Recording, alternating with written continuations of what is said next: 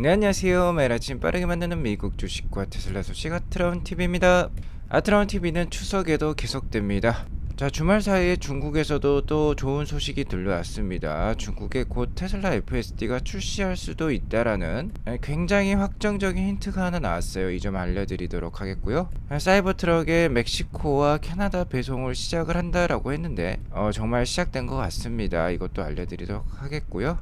이날까지는 테슬라 투자 지속하실 필요가 있을 것 같아요. 이날도 알려드리도록 하겠습니다. 미국 증시 현황부터 간략히 살펴보고 가도록 할게요. 오늘 나스닥은 0.52% 빠진 가운데 다우와 러셀 2000 지수는 상승을 보여주었는데요. 다우 지수 같은 경우는 41,600선을 넘어서면서 다시 한번 사상 최고가를 경신을 했습니다. 다우 지수가 강했던 원인은 금리 인하 확률이 25bp가 아니라 50bp 확률이 더욱더 올라갔기 때문입니다. 곧 있으면 우리는 역사적인 순간을 맞이하게 될 것인데요. 최근 2년간의 급격했던 금리 인상기를 마치고 이제 금리 인하에 돌입을 하게 되어 있는 미국 매크로 상황을 이제 맞이해 볼 수 있겠는데요. 미국의 금리 인하 기조는 글로벌적으로도 경기 부양 정책의 그 시발점이라고 볼 수 있겠는데요. 우리 시간으로 9월 19일 목요일 새벽 3시 정도가 되겠습니다. 이때 이제 FOMC에서 그러니까 미 연준에서 금리 인하를 실시한다라고 발표를 할 것 같은데요. 그간 연준의 정책 변화가 있을 때 미국의 월스트리트 저널이 적절한 시그널을 주는 매체로 간주되어 왔어요.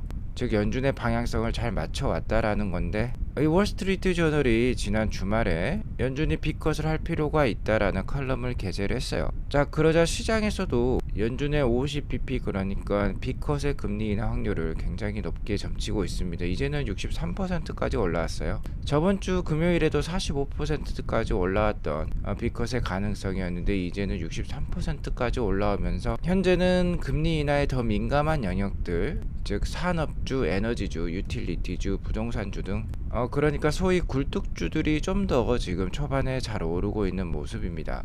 그리고 그간 많이 올랐던 엔비디아라든지 애플이라든지 이런 빅테크 기업들이 상대적으로 좀 약한 모습을 보이고 있어요.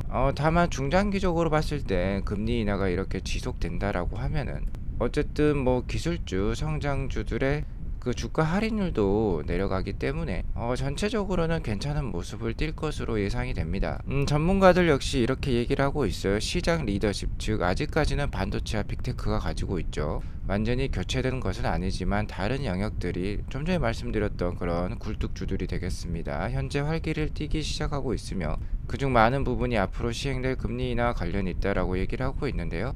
그간에 이런 주식들이 잘 오르지 못했어요. 그러니까 일단 금리 인하 초반에는 이러한 모습이 나오고 있다라고 볼 수 있겠고 오늘 나스닥이 상대적으로 약했던 원인은 애플이 제공을 했습니다. 오늘 애플이 2.78% 하락을 보여주었어요. 애플은 신제품이라고 할 수 있는 아이폰 16을 발표를 했지만 수요가 예상보다 지금 낮다라고 합니다. 지난해 아이폰 15를 출시했을 때 첫 주말 판매량보다 현재 아이폰 16의 판매량이 전년 대비 12%나 감소를 보여주었다라고 해요. 특히 이번 아이폰 16 신제품이 출시가 되었을 때 애플의 AI 기능인 애플 인텔리전스가 탑재가 될 것으로 예상을 했는데 아직까지는 제공하지 않고 있다라고 합니다. 추후 업데이트로 제공을 할 것 같은데요. 이러한 점이 초반 판매량이 약세를 보이는 이유인 것 같습니다.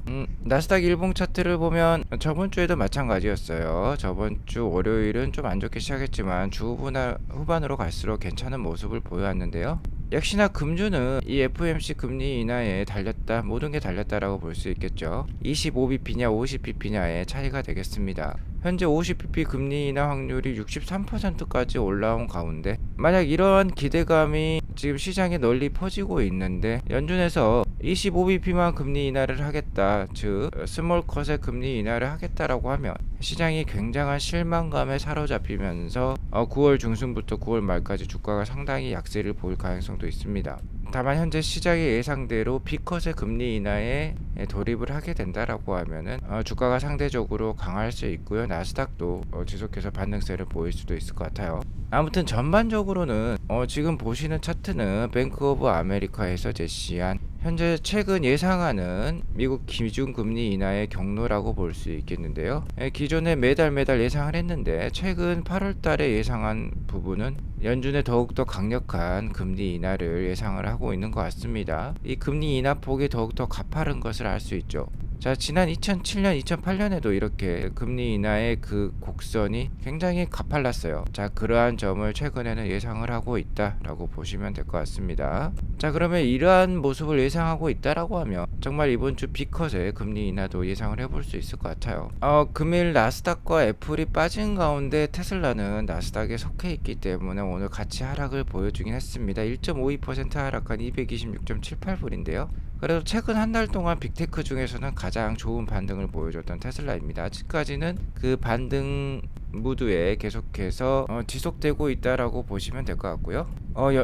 일론 머스크 역시 계속해서 연준의 금리 인하를 학수고대한 만큼 금주 B컷의 금리 인하가 단행이 된다라고 하면 테슬라에게 있어서도 나쁠 거 없습니다. 좋을 가능성이 높을 것 같고요. 다만 스몰컷의 금리 인하가 시행된다라고 하면 실망한 투자자들에 의해서도 테슬라도 좀 흔들리고 갈 수도 있다라는 점은 이해하시기 바라겠습니다. 자, 아무튼 저번 주 방송에 로보택시의 프로토타입이 발견이 되었다라고 말씀을 드렸는데요. 자, 이번에는 중국 소식입니다. 자, 이 로보택시 프로토타입 발견되었다라는 거는 오더브로더스 스튜디오, 그러니까 미국의 소식이고요. 내년까지 테슬라 주가를 크게 부양할 호재는 역시나 중국의 로보택시, 중국의 FSD 출시가 될 것 같아요. 아마 10월 10일 로보택시 공개 이전에 일론 머스크가 중국을 방문할 수도 있다라는 소문이 돌고 있는데요. 주말 사이에 새로운 중국발 소식이 하나 나왔습니다. 일단 중국 내 소프트웨어 업데이트 소식이 있었는데요. 이 소프트웨어 업데이트에 의하면 모델 3에 Door Open Warning이 이 기능이 생겼다라고 합니다. 자, 이제는 테슬라 차량의 승객들이 이 문을 열면은요, 밖에 물체를 감지한다라고 합니다. 특히 보행자가 있을 때 문을 열면 보행자의 피해를 줄 수도 있겠는데 이러한 것들을 사전에 감지해서 워닝을 해준다라고 해요. 자, 이런 것들을 보면 로보택시를 위한 선제 업데이트인 것 같기도 한데요. 이번 업데이트에 따라서 또 하나의 이미지가 공개된 게 있으니 좀 충격적입니다. 자, 여기 보시면 중국어가 많이 적혀 있는데 베타라는 글씨도 있어요. 자, 우리가 그간 FSD를 FSD 베타라고도 많이 불러왔는데요. 자, 이 부분이 눈에 띈다라고 볼 수 있겠습니다. 자, 그래서 이거 제가 직접 번역을 해 보았어요. 이제 가운데는 오토 스티어라고 오토파일럿 기능이었습니다. 큰 기능은 아니었어요. 근데 가장 오른쪽에 보시면 이 한자들을 자, 한글로 이렇게 번역을 해보면요, 완전 자율주행 기능, 운전자 감독 버전이라고 적혀 있습니다. 완전 자율주행 기능은 FSD라고 볼 수 있고요, 운전자 감독은 Supervised라고 볼 수 있죠. 현재 미국에서 12.5 버전이 이 Supervised 버전, 그러니까 운전자 감독 버전으로 굉장히 많이 테스트가 되고 있습니다. 그리고 이 버전이 13으로 바뀌게 되면은 이제 로보택시, 그러니까 Unsupervised FSD로 바뀐다라고 볼 수 있겠는데, 자, 이 버전이 중국에도 이렇게 일단은 출시가 된 듯한 모양으로 유저 인터페이스가 공개가 된 거예요, 이번 업데이트에. 자, 하지만 아직까지는 이 버튼, 그러니까 완전 자율주행 기능 FSD 버튼은 활성화되지는 않았습니다. 하지만 유저 인터페이스에 들어가 있다라는 거는 추 곧 활성화를 앞두고 있다라는 강력한 힌트가 되겠죠. 자, 바로 실제 이미지를 올리신 분은 중국 내 테슬라 소식을 자주 알려주시는 정웬이라는 분이 올려주셨는데요. 현재 이미 중국은 치열한 자율주행, 특히 로보택시 업체들의 경쟁의 장이라고 볼 수도 있겠습니다. 위라이드, 바이두, 샤오펑 등 이미 많은 중국 로컬 내 로보택시 사업체들이 실제 활동을 하고 있어요. 테슬라는 솔직히 늦은 감이 없지 않아 있습니다. 하지만 테슬라만큼 완벽한 AI 기술을 갖추고 있는 로보택시 업체는 없다고 해도 과언이 아니고요. 특히 압도적인 데이터 보유량을 테슬라가 보이고 있습니다. 오늘 아침에도 뉴스를 보니까 폭스바겐이 실제로 15,000명을 해고할 예정에 있다라고 해요. 폭스바겐은 중국에서 강력한 입지를 보여왔는데 최근에 중국 내 로컬 전기차 업체들이 득세를 하면서 그 경쟁에서 상당히 밀린 모습을 보이고 있어요. 그러자 차가 잘 안 팔리기 시작하자 지금 몸집을 줄이고 있다라고 볼 수 있겠는데, 중국의 전기차 산업의 발전을 이끈 것은 테슬라라고 볼 수 있겠습니다. 기가 상하이가 돌아가면서 중국 내 전기차 부품 회사들, 그리고 중국 내 전기차 완성차 업체들까지 테슬라를 따라하면서 굉장한 발전을 보여주었어요. 트로이 목마와 같은 역할을 테슬라가 하고 있다라고 볼 수 있겠는데, 이 자율주행차에서도 마찬가지입니다. 테슬라가 FSD를 출시를 하게 되면 중국 로컬 업체들의 자율주행 기술 발전도 상당히 빨라질 거예요. 자, 현재 미국, 독일, 일본, 한국이라든지 내연기관 업체들의 정주 국가들을 말씀을 드렸는데요. 자, 이제 자동차 수출 1위 국가는 중국입니다. 근데 이렇게 자율주행차마저 테슬라를 따라하면서 발전을 하게 된다라고 하면은 추후 자동차 산업의 주도권은 중국으로 넘어갈 가능성이 높아요. 중국은 그러한 꿈을 갖고 있기 때문에 당연히 이런 테슬라 FSD의 출시를 서두르고 있다라고 볼 수 있겠습니다. 자, 아무튼 테슬라가 전기차뿐만 아니라 자율주행차에서도 강력한 기술 리더십을 가지고 중국 시장을 장악했으면 하는 바람이 있고요. 제가 전에 사이버트럭의 멕시코와 캐나다 판매가 시작될 것이라고 말씀을 드렸는데, 멕시코 배송은 이제 9월 달부터 시작을 한다라고 합니다. 최근에 파나소닉이라든지 LG 에너지 솔루션도 올해부터 4680 배터리를 테슬라에 공급을 한다라고 발표를 했는데요. 이 4680 배터리가 전적으로 쓰이고 있는 차량이 사이버트럭이 돼요. 4680 배터리의 수급이 원활해지니까 이렇게 다른 국가로도 배송을 늘리기 시작한 사이버트럭입니다. 자, 그리고 캐나다는 10월 말부터 첫 배송이 완료될 예정이라고 해요. 굉장히 좋은 소식이라고 볼 수 있겠습니다. 사이버트럭이 많이 판매되면 판매될수록 테슬라의 마진은 더 커질 수 있습니다. 지금 당장은 사이버트럭 설비라든지 이런 부분에 감가상각 비용들이 많이 들어가기 때문에 아직까지는 사이버트럭 자체의 그로스 마진율은 마이너스이긴 합니다만, 지금 이렇게 이제 램프업이 완료가 되는 모습이 나오고 있고 주변 국가로도 배송을 한다라는 것, 올해 연말이나 내년 초부터는 사이버트럭의 그로스 마진율도 이제 플러스로 돌입할 수 있다라는 것을 의미한다라고 보시면 되겠어요. 자, 오늘 테슬라 주가가 좀 빠지긴 했습니다만, 현재 이 9월 중순부터요, 내년 1분기까지는 테슬라가 AI 분위기를 주도할 것으로 판단이 됩니다. 물론 엔비디아의 실적 성장 역시 지속이 될 거예요. 젠슨 황 CEO에 따르면은 차세대 AI 반도체인 블랙웰의 수요가 굉장히 많다라고 하고, 연말부터 바로 배송에 돌입을 한다라고 했어요.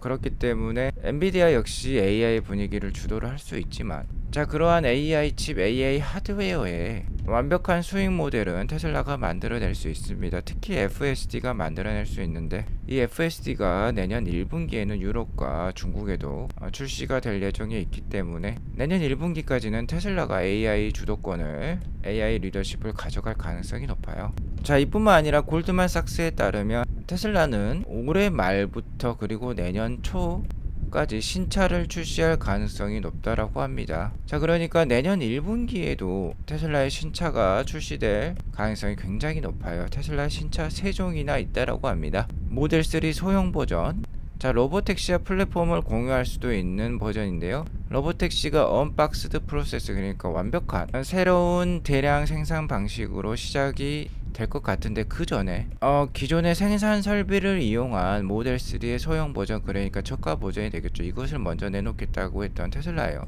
자, 그리고 모델 Y의 대형 버전 또는 밴, 그러니까 우리나라로 봤을 때는 뭐 스타렉스라든지 스타리아라든지 그런 밴 형식의 차량 또는 모델 Y의 대형 버전이면 우리나라로 치면 뭐 펠리세이드라든지 그러한 좀 더 큰 SUV가 되겠어요. 뭐 이러한 모델들이 내년 초까지라도 새로 나올 수도 있다라고 합니다. 자, 이렇게 되면 내년 초에 FSD도 나오고 신차 3종 중에 뭐 한두 차량이라도 나온다라고 하면은 굉장히 테슬라 주가 분위기 좋아질 수 있겠습니다. 현재 테슬라 EPS 내년부터는 이렇게 반등이 예상이 되는데요. 뭐 ESS 확장, 사트 램프업, 세미트럭도 대량 양산이 내년부터 시작이 될 거고, 앞서 말씀드렸던 모델 3의 소형 버전, 뭐 모델 2Q 내년 초부터 인도가 또 될 수도 있다라고 해요. 여기에 더불어서 로보택시가 테슬라의 프리미엄 지수 PR 값을 올릴 수 있기 때문에 현재 테슬라 주가는 230불 이하는 싸다라고 봅니다. 내년부터는 적정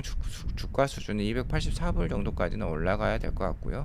계속해서 이러한 상승 요인이 유지가 된다라고 하면 EPS와 프리미엄 지수, PR 지수가 같이 오르면서 일단은 정고점이라고 볼 수 있는 400불대는 2년 안에 그래도 달성하는 모습이 나오지 않을까 조심스럽게 점쳐보도록 하겠고요. 특히 내년과 내후년에 옵티머스 로봇 1000대가 테슬라 공장에 배치가 돼서 일하는 모습이 나오면 주가가 어디까지 올라갈지 몰라요. 자, 그러니까 제가 주지에서 말씀드려 온 사실입니다만 이날까지는 테슬라 투자 유지할 필요가 있겠습니다. 이날이 바로 테슬라의 가장 큰 수익 모델이 될 이 옵티머스 로봇의 실전 공장 배치와 상업화 돌입이라고 볼 수 있겠습니다. 자, 앞으로 2년 또는 3년 남았어요. 이날까지 테슬라 투자를 지속해가지고 큰 수익을 맛보시길 기원하면서 오늘 방송을 마치도록 하겠습니다. 자, 오늘 방송이 도움이 되었으면 구독과 좋아요, 알람 설정 꼭 눌러주시기 바라겠고요. 행복한 추석 연휴 보내시기 바라겠습니다. 감사합니다.